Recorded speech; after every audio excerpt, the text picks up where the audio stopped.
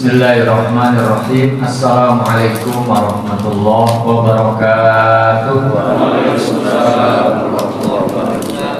Innal hamdalillah nahmaduhu wa nasta'inuhu wa nastaghfiruh wa nastahdiih wa na'udzu billahi min shururi anfusina wa sayyiati a'malina. May yahdihillahu fala mudhillalah wa may yudlilhu fala hadiyalah.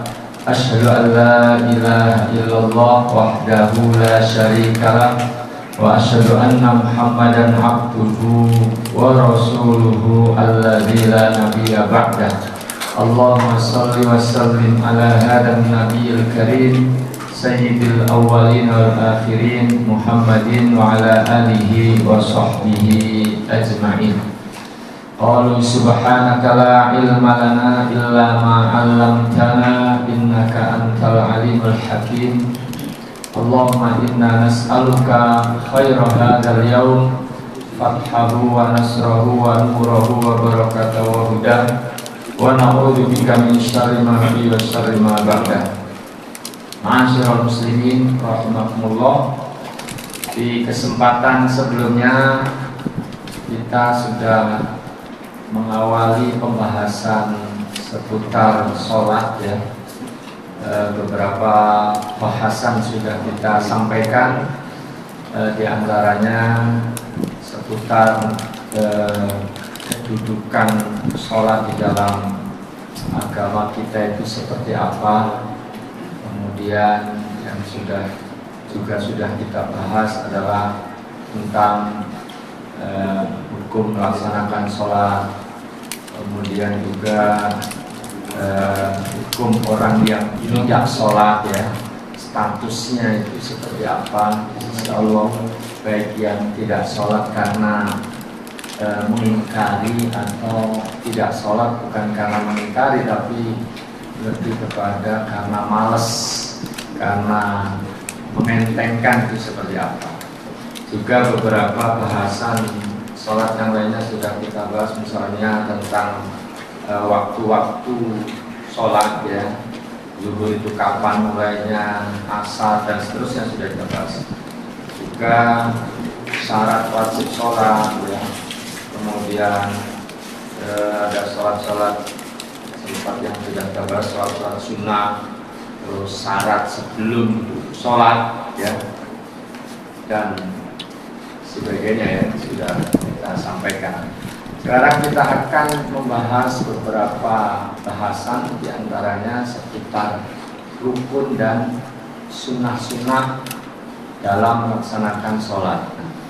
Dalam bahasan ini saya tidak merinci misalnya rukun itu ada berapa, terus sunnah-sunnahnya juga ada berapa secara terpisah, tapi kita akan coba bahas dalam bahasan yang menggabungkan dua hal tersebut.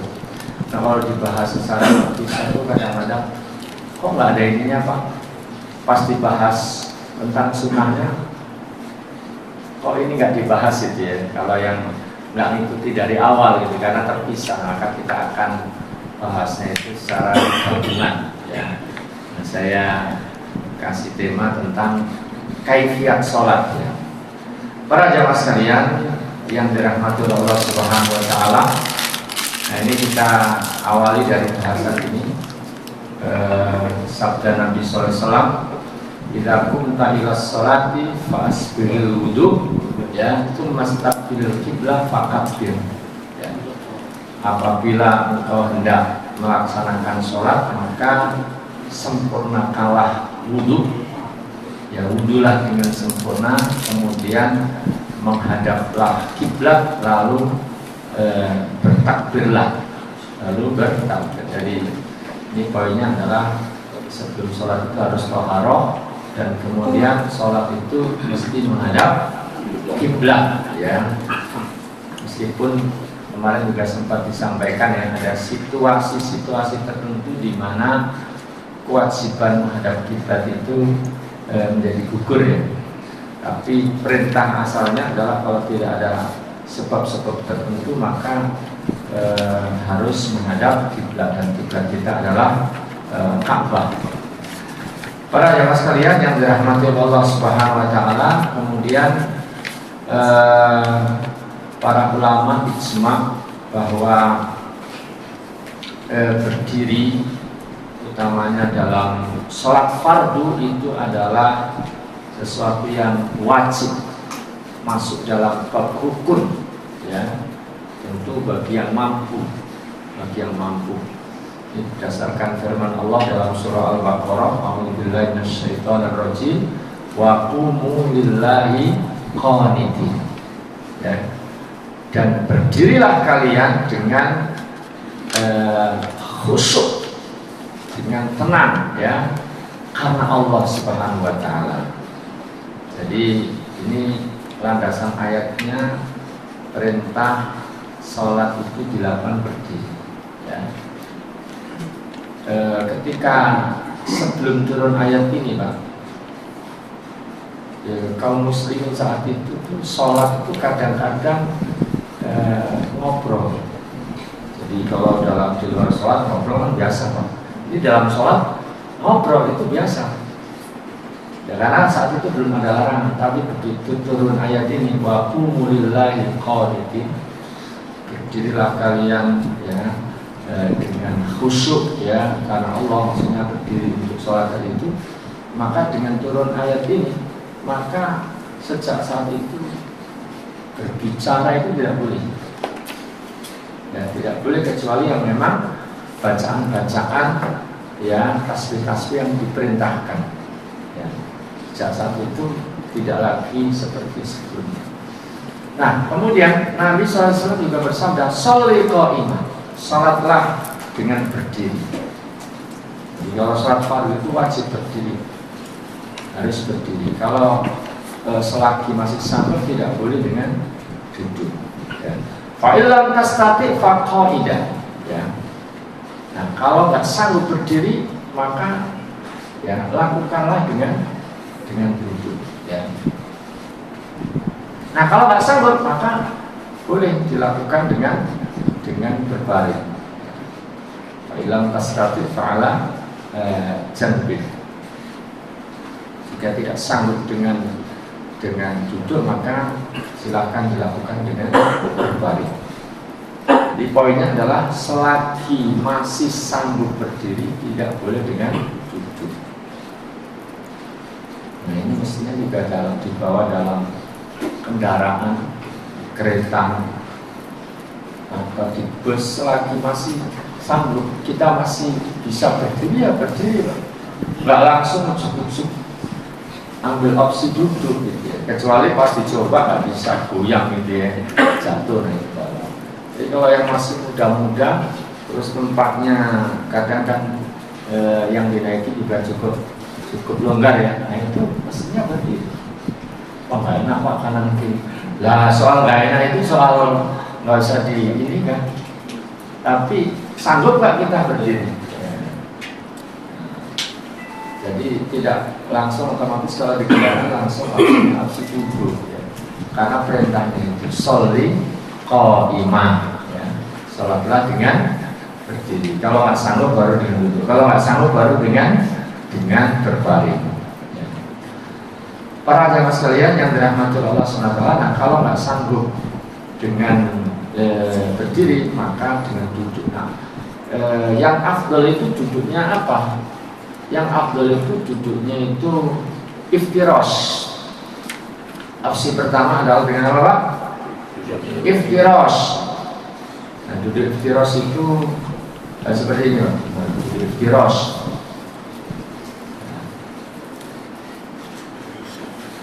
Nah, jamaah sekalian. Nah, ketika sholatnya itu duduk, dan pada saat sholat dengan duduk itu masih mampu, ya, maka sujudnya ya normal. Sujudnya normal seperti biasa, ya. Jika nggak mampu, maka cukup badannya condongkan agak lebih rendah daripada posisi rukuk saja, gitu.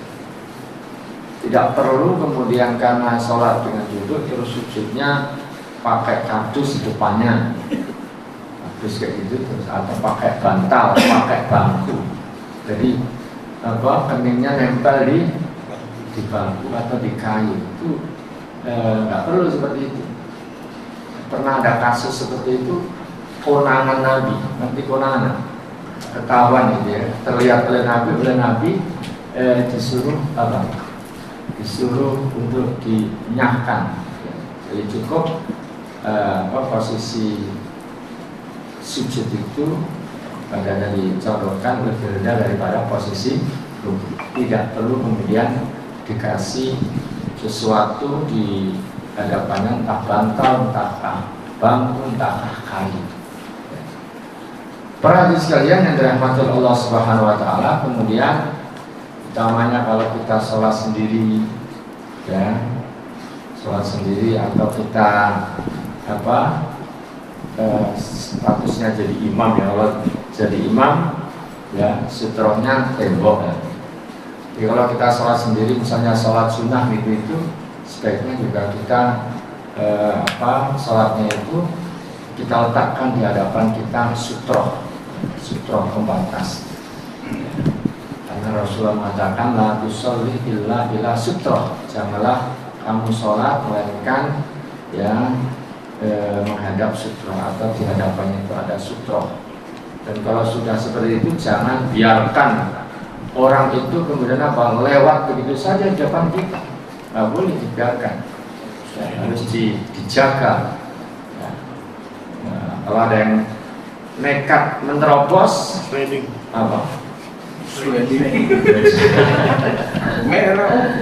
bola jadi jika mau lewat terus dicegat, karena kan ada orang lewat itu kadang-kadang nggak ngerti Pak, atau nggak kalau ada orang sholat.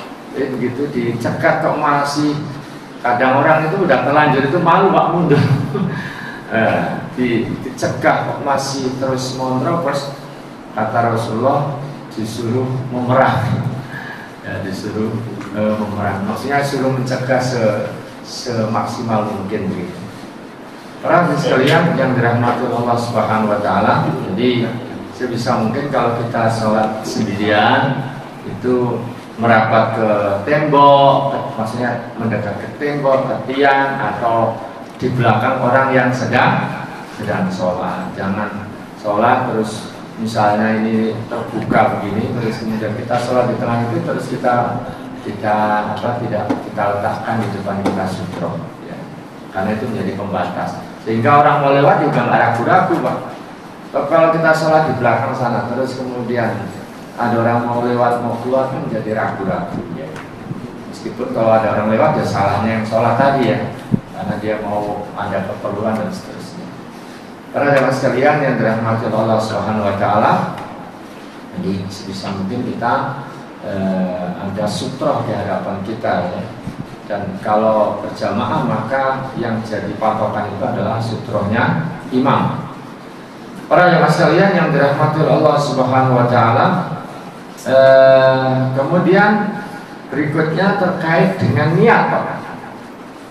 Ya, terkait dengan niat. Innamal a'malu binniyat wa innamal likulli imri'in ma nawa. Sesungguhnya setiap amal itu tergantung pada niatnya, dan setiap orang akan mendapatkan balasan sesuai dengan apa yang diniatkan. Dan niat itu jamaah sekalian itu yang pasti itu adalah dalam hati. Yang muktabar itu adalah dalam hati.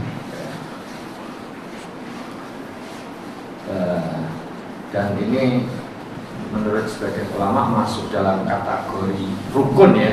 Ada juga yang memasukkan dalam bab syarat ya. Jadi niat yang jadi patokan itu adalah apa yang di dalam hati. Nah, adapun membunyikan niat, melafalkan niat, ini ada istilah di kalangan para ulama ya. Ada yang ketika mau sholat ya dilafalkan niatnya ya, usolli fardhu dhuhri gimana Pak?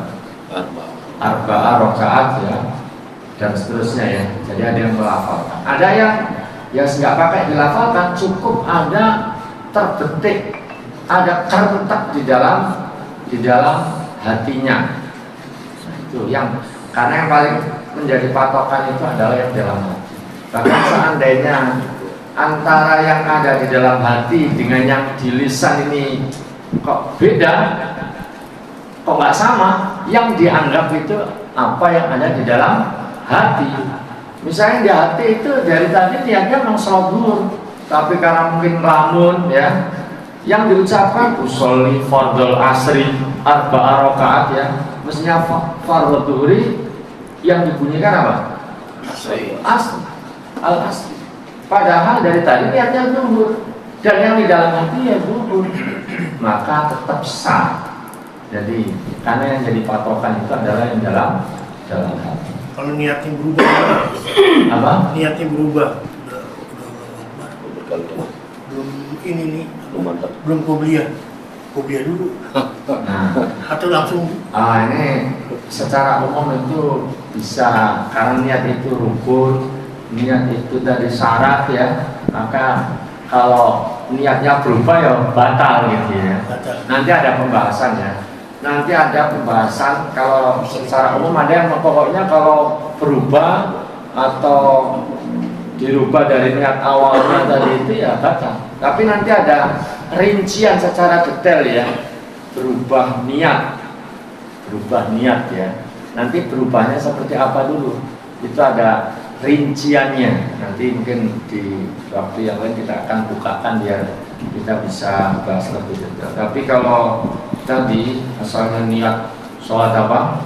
Zuhur terus belum qobliyah, terus niat qobliyah ya apa batal.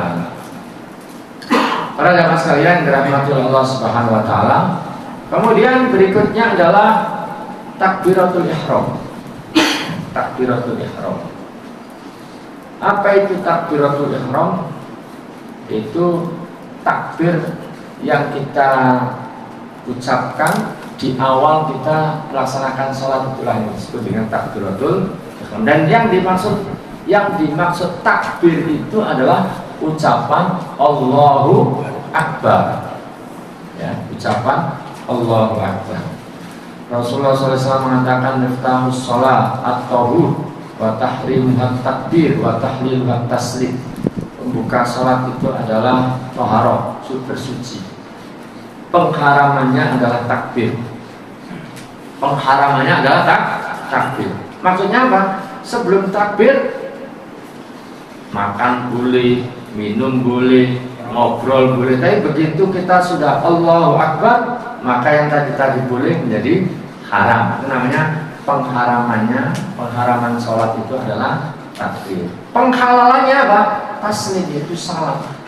Pas sholat itu nggak boleh, itu nggak boleh. Tapi begitu kita salam, maka yang tadinya nggak boleh menjadi boleh. Jamaah sekalian, nah ini seringkali orang ketika mengawali sholat itu kadang-kadang nggak ada bunyi takbirnya. Seringkali itu hanya angkat tangan saja, tapi mulutnya nggak ada gerakan untuk mengucapkan Allahu Akbar. Nah ini kita khawatir dia belum takbir. Kalau yang tidak takbirnya, tidak mengucapkan Allahu Akbar itu mungkin pada saat ruku, pada saat sujud, bangkit dari sujud, mungkin nggak ada masalah karena itu sunnah. Tapi kalau takbiratul ihram itu wajib, itu masuk rukun, maka utamanya takbiratul ihram pastikan bahwa pada saat takbiratul ihram mulut kita itu membunyikan kalimat Allahu Akbar. Jadi jangan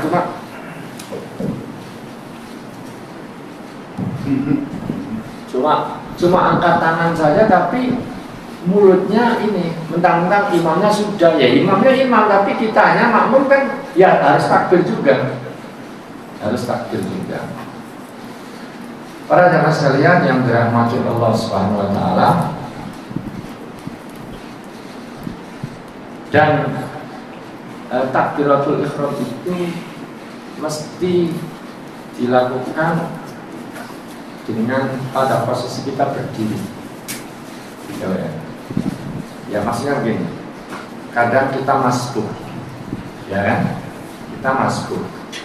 Imamnya itu sudah dalam posisi sujud. Imamnya lagi dalam posisi sujud atau rukuk. Ya. Nah, kita itu kan kalau ketinggalan terus kita mendapati imam pada posisi apa, kan kita disuruh segera menyusul sesuai dengan posisi imam kan. Tapi kan untuk menyusul imam tadi itu kita mesti takbir dulu, takbiratul ihram dulu, masuk sholat dulu sebagai tadi itu pengharamannya tadi. Nah pada saat kita takbiratul ihram itu mesti kita tetap dalam posisi kita dalam posisi berdiri. Posisi kita mesti posisi berdiri, bukan langsung Allahu Akbar sudah langsung sambil ruku atau dalam posisi sujud tadi. Jadi mesti ketika kita menyusul imamnya sudah dalam posisi ruku atau sujud atau dudukkah gitu ya. Kita pada saat takbiratul ihram dan mau menyusul tadi, saat takbiratul ihram kita masih dalam posisi berdiri. Nah, baru setelah itu kita apa? Menyesuaikan dengan saat imam itu posisinya seperti apa gitu. Dan niat kita takbir tadi itu adalah bukan takbirnya untuk rukuk, bukan takbirnya untuk sujud, tapi itu takbiratul ihram. Ya. Kalau misalnya kita tadi itu niatnya itu sekaligus, bahkan ada yang mengatakan nggak boleh. Ini niatnya takbiratul ihram sekaligus takbir. Itu ada yang mengatakan nggak boleh. Ya. Masih mending itu tadi itu takbiratul ihram terus sujudnya pas sujud atau rukuknya itu nggak pakai takbir, itu babnya kan kalau takbir ruku, takbir sujud itu kan babnya sunnah ya. Yang penting rukuknya dan sujudnya kan gitu. Jadi pastikan pada saat kita mengawali sholat itu ya mulut kita itu membunyikan Allahu Akbar. Baik, para jamaah sekalian, nah pada saat takbiratul ihram disunahkan disertai mengangkat kedua tangan. Jadi mengangkat kedua tangan pada saat kita takbiratul ihram tadi itu babnya sunnah. Babnya sunnah. Nah, mengangkat kedua tangannya tadi boleh bersamaan dengan takbir, boleh sebelumnya ya, atau sesudahnya. Semuanya itu ada landasannya dari Nabi SAW ya. Dan mengangkat tangan dengan jari-jari terbuka lurus ke atas ya. Jadi jangan tangannya itu gegem. Ada orang takbir gini, ada nggak? Tangannya itu nekuk gini. Ada yang kayak gitu. Nah mestinya itu apa? Jari-jarinya terbuka ke atas ya, lurus ke atas. Kemudian mensejajarkan kedua telapak tangan dengan pundak atau bahu ya. Kadang-kadang mengangkat lebih tinggi lagi ya, sampai saja dengan ujung telinga ya, silakan. Ini opsi ya. Dan kalau kita posisinya sebagai makmum, maka jangan takbir kecuali setelah imam selesai takbir. Karena kita makmum itu namanya makmum yang mengikuti imam, tidak membersamai atau apalagi mendahului. Gimana Pak kalau telat banget gitu ya? Kalau telatnya dikit ya nggak apa-apa, tapi kalau telatnya itu terlalu lama, ini malah juga nggak boleh. Ada orang itu sudah dari tadi juga sudah standby, sudah berdiri bersama imam gitu ya. Imam udah takbir, udah waladhdallin, dia masih baru mau takbir gitu ya. Kadang-kadang disibukkan dengan melafalkannya itu sampai takbirnya itu apa? Telat ya, karena diulang. Jadi makmum tidak boleh mendahului imam, tidak boleh barengi bersama atau termasuk yang tidak boleh adalah terlalu lambat ya. Para jemaah sekalian yang dirahmati Allah Subhanahu wa taala, nah kapan kita disunahkan mengangkat tangan, Pak? Kita dianjurkan untuk mengangkat tangan kita itu adalah pada 4 hal, pada 4 keadaan, yaitu pertama pada saat takbiratul ihram, kemudian ketika ruku, ketika bangkit dari ruku. Ya, ada juga orang yang ketika ruku itu takbir aja, tapi tangannya nggak diangkat. Ada nggak, Pak? Jadi langsung dari posisi begini ya, diangkat langsung apa? Tangannya ke bawah saja. Sah ya sah, tapi sunnahnya itu tangannya diangkat. Ya, diangkat lagi, kedua tangannya diangkat. Kemudian ketika sami Allahu liman hamidah, bangkit dari ruku juga kedua tangannya diangkat. Kemudian ketika bangkit dari rakaat kedua menuju rakaat ketiga ini juga dianjurkan untuk diangkat. Ya. Tapi ini tadi babnya sunnah ya, sunnah. Ya, kalau kita laksanakan, kita ikuti, maka sholat kita semakin sempurna. Dan sesekali disunahkan pada selain itu, misalnya pada saat bangkit, pada saat turunnya itu sesekali. Tapi yang sangat ditekankan adalah tadi. Nah, ini kurang lebih seperti ini, Pak ya, angkat tangan. Kemudian jamaah sekalian, tadi kan takbiratul ihram dan dianjurkan, disunahkan untuk disertai dengan angkat kedua tangan. Kemudian setelah itu apa? Kita bersedekap di dada. Tangan kita letakkan di dada. Ya. Letakkan tangan kanan di atas tangan kiri. Sudah takbiratul ihram. Ini adalah merupakan sunnah bukan hanya Nabi Muhammad tapi juga para nabi-nabi yang lainnya. Ya. Nah, kurang lebih seperti ini hakikatnya. Pandangan kita bagaimana? Pandangan kita adalah ke tempat sujud. Ya. Arah pandangan kita ke tempat sujud. Tidak boleh iltifat, Pak. Tidak boleh iltifat. Iltifat itu maksudnya menoleh, ya, atau melirik ke kanan ke kiri. Karena iltifat itu kata Rasulullah adalah curian yang dilakukan oleh setan dari seorang hamba. Jadi kalau ada orang sholatnya itu noleh kanan, noleh kiri, melirik kanan, melirik kiri ya, maka berarti sholatnya kecopetan. Ya. Kalau kecopetan doang mungkin nggak semuanya ya, mudah-mudahan nggak ada yang kecopetan, Pak ya. Tapi kalau sholatnya kecopetan, kira-kira semuanya pernah mengalami ya, Pak? Nah ini mengurangi ya, mengurangi kesempurnaan sholat. Jadi tidak boleh iltifat, ya. Arah pandangan kita juga jangan ke atas. Nabi pernah ya mengingatkan, tidaklah orang yang biasa matanya ke atas menghentikan kebiasaan itu, atau kalau tidak akan dibutakan, akan ambil pandangannya, gitu ya. Nah, itu tentu bahasa yang menunjukkan bahwa itu adalah harus kita hindari. Ya. Jadi sholat jangan lihat pecinya imam ya, jangan lihat jamnya ini bagusnya nggak ditaruh di depan ya. Jadi orang ngocokin jam ini, melihat jam ya. Kemudian yang bagus kalau di masjid itu jam itu di sana buat imamnya biar nggak lama-lama misalnya khatibnya. Para jemaah sekalian yang dirahmati Allah SWT, mata juga tidak terpejam. Jadi sholat yang tepat itu, yang sesuai dengan yang dicontohkan Nabi itu adalah mata itu melek, bukan apa? Bukan merem. Ya, jadi mata itu terbuka. Jadi pandangan tadi ke tempat sujud, tidak iltifat, tidak ke atas ya, juga tidak terpejam, ya, tidak terpejam.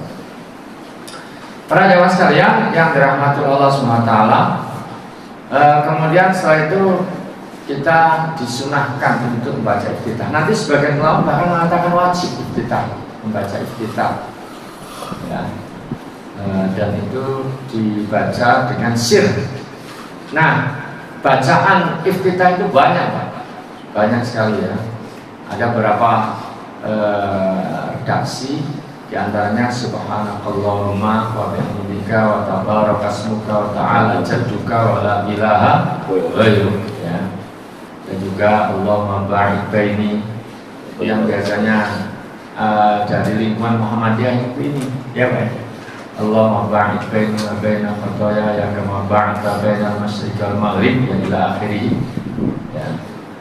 Kemudian ada wajahku ya, ini panjang Pak sebenarnya, cuma sebagian kita itu bacanya hanya mungkin dari yang seharusnya itu mungkin hanya sepertiga ya. Biasanya kalau dari lingkungan Nahdien ini suka bacanya ini Pak ya. Nggak apa-apa, ini semua ada landasannya. Bahkan baiknya memang semuanya dia apa? Dikuasai ya, sehingga bisa bervariasi di dalam bacaan iftitah. Karena kata para ulama itu diantara faktor yang akan mendukung kekhusyuan itu bacaan itu bervariasi. Kalau bacaannya netep saja, itu kadang-kadang nggak mikir itu ya ini juga hafal juga, sampai juga ibarat jalan gitu karena udah hafal. Nah, jadi kadang-kadang perlu bervariasi. Ya, bacaan sholat juga, bacaan misalnya surat juga demikian. Kalau gonta ganti itu juga akan lebih baik ya. Meskipun yang netep juga boleh. Ada juga yang pakai ini. Ada juga Allah Akbar kabira alhamdulillah kabira subhanallah bukratan wa asila. Ada juga alhamdulillah hamdan katsiran thayyiban mubarakan fi ya. Baik, ini beberapa variasi dalam bacaan iftitah. Terus kemudian membaca ta'awud. Ini sunnah ya. Baca ta'awud atau isti'adzah. A'udzubillahi minasyaitonir rajim ya. Kalau menurut mayoritas ulama itu dilakukan pada rakaat pertama saja ya. Tapi sebagian ulama ada juga yang menganjurkan membacanya pada setiap rakaat, karena kan apabila engkau hendak baca Quran maka mintalah perlindungan kepada Allah dari setan gitu ya. Nah, pada saat rakaat pertama baca Quran, rakaat kedua juga ada baca Quran, jadi masuk juga logika itu. Tapi mayoritas ulama berpendapat bahwa isti'adzah membaca A'udzubillahi minasyaitonir rajim itu dilakukan pada rakaat yang pertama saja. Ini umumnya kita mengikuti ini. Meskipun kalau ada yang setiap rakaat baca ta'awud ya, itu juga mengikuti ulama ya. Para jemaah sekalian yang dirahmati Allah SWT, kemudian membaca basmalah ya. Membaca basmalah ya. Sebelum baca surah Al-Fatihah, ini juga pendapat mayoritas ulama ya, karena mayoritas ulama itu memasukkan bismillah itu bagian daripada surah Al-Fatihah. Karena nanti ada juga ulama yang berpendapat bahwa Fatihah ini basmalah ini bukan termasuk ayat. Jadi ayat pertama itu ya Alhamdulillahirabbil alamin. Tapi umumnya kita mengikuti yang ini. Para jemaah sekalian yang dirahmati Allah Subhanahu wa taala, kemudian baca surah Al-Fatihah. Ya. Dan sunnahnya, anjurannya ya, yang afdol itu adalah berhenti pada setiap ayat. Dan membaca surah Al-Fatihah ini termasuk rukun ya. Karena Rasulullah SAW mengatakan la sholata liman lam yaqra bi Fatihatil kitab. Kalau dalam mazhab Syafi'i mau jadi imam, jadi makmum itu membaca Al-Fatihah.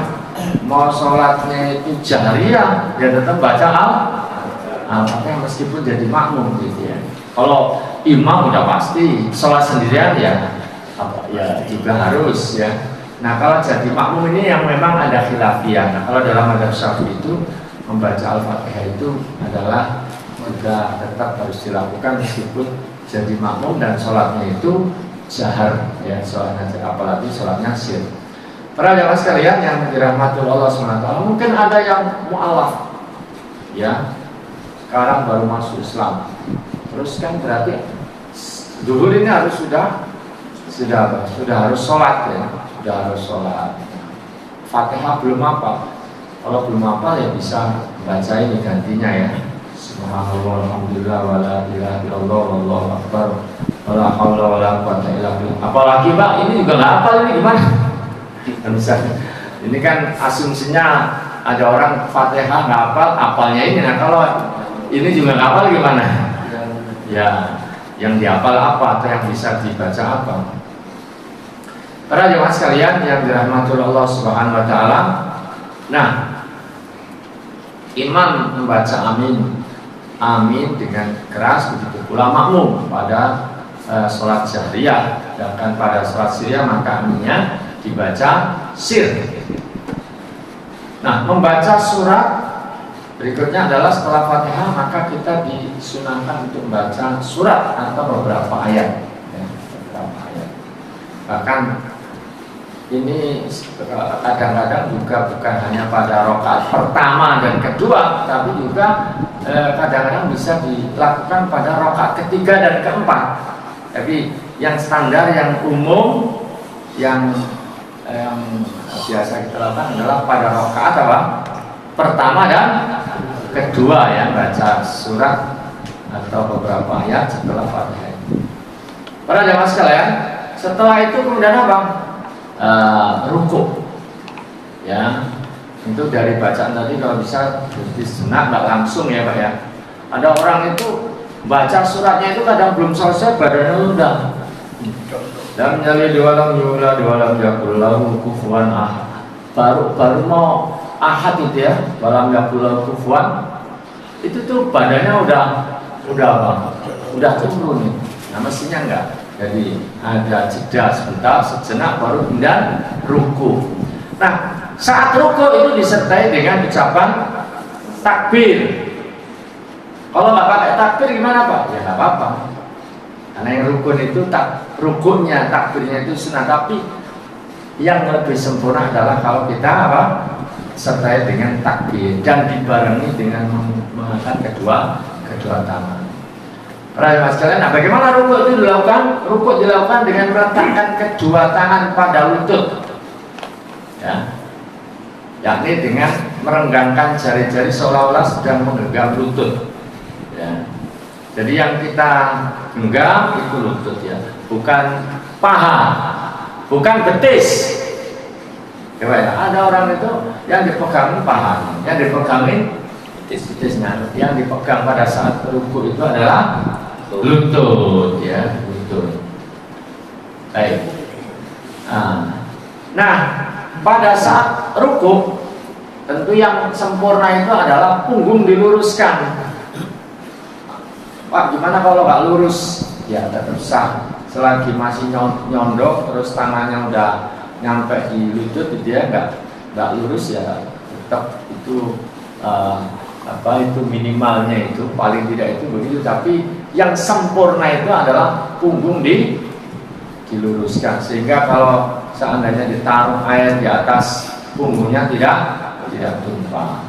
Kemudian apa? Kepala kita tidak direndahkan, tidak diangkat ke atas, ya. Dan saat rukuk kita membaca tasbih, ya, Subhana rabbiyal azim, ya, 3 kali, atau Subhana rabbiyal azim wa bihamdi. Dan rukuk itu dilakukan dengan tumak nina. Nah, tumak nina itu apa? Tumak nina itu kalau diukur dengan bacaan, maka tumak nina itu, ya, durasi minimalnya itu adalah seukuran bisa membaca 1 kali tasbih Subhana rabbiyal azim. Jadi tumak nina yang minimalis itu kalau 1 bacaan tasbih, ya, kalau 3 ya lebih baik, kalau bisa lebih panjang lagi lebih baik, tapi minimalnya itu, ya. Atau kalau dilihat dari sisi posisi, ya, tadi kan asalnya berdiri terus ruku.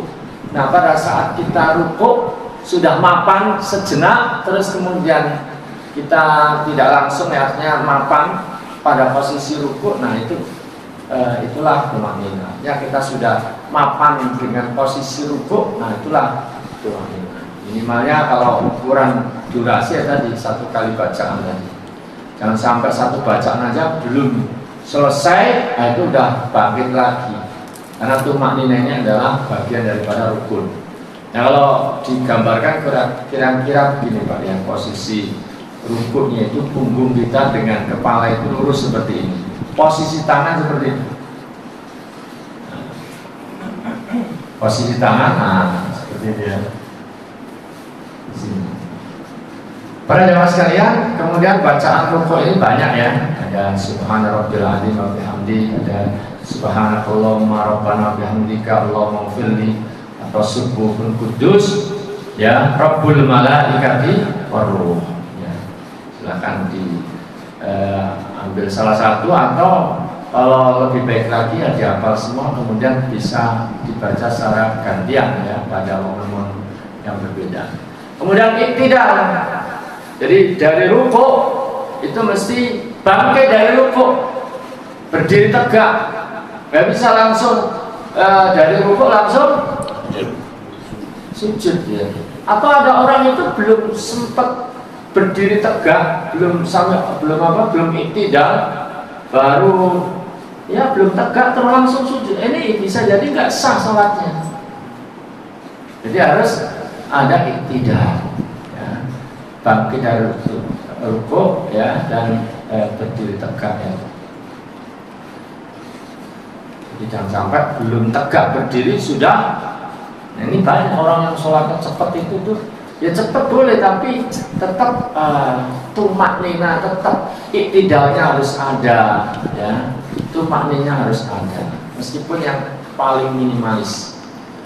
Jadi saat bangkit dari rukuk disertai dengan mengangkat kedua tangan. Saat bangkit dari rukuk juga disertai dengan mengangkat sambil mengucapkan tadi ya, sami Allahu liman hamidah. Lalu berdiri tegak dan tenang sampai seluruh ruas tulang belakang kembali pada tempatnya. Nah, iktidal dilakukan juga dengan tumanina. Nah, saat berdiri tegak mengucapkan Rabbana walakal hamdu. Nah, posisi tangan kita bagaimana Pak pada saat iktidal itu? Nah, posisi tangan kita ya umumnya kita irsal. Umumnya tangan kita apa Pak? Lepas ke bawah ya? Iya Pak ya? Ya silakan, itu juga boleh. Atau ikuti pendapat yang lain bahwa tangan kita itu seperti sebelum kita rukuk. Posisi kita sama seperti posisi sebelum rukuk. Tangan kita pada sebelum rukuk apa? Sedang. Jadi kalau ada yang seperti itu, yaitu adalah juga bagian yang boleh diambil. Para jemaah sekalian yang dirahmati Allah SWT, ini ucapan-ucapan Rabbana lakal hamdu dalam versi yang lain ya. Ada yang ini. Nah, berikutnya setelah iktidal ya, setelah iktidal dengan tumanina dilanjutkan dengan apa? Sujud disertai dengan ucapan takbir, dan sujud ini juga harus dilakukan sesuai dengan apa yang dicontohkan, yang diperintahkan oleh Rasulullah SAW.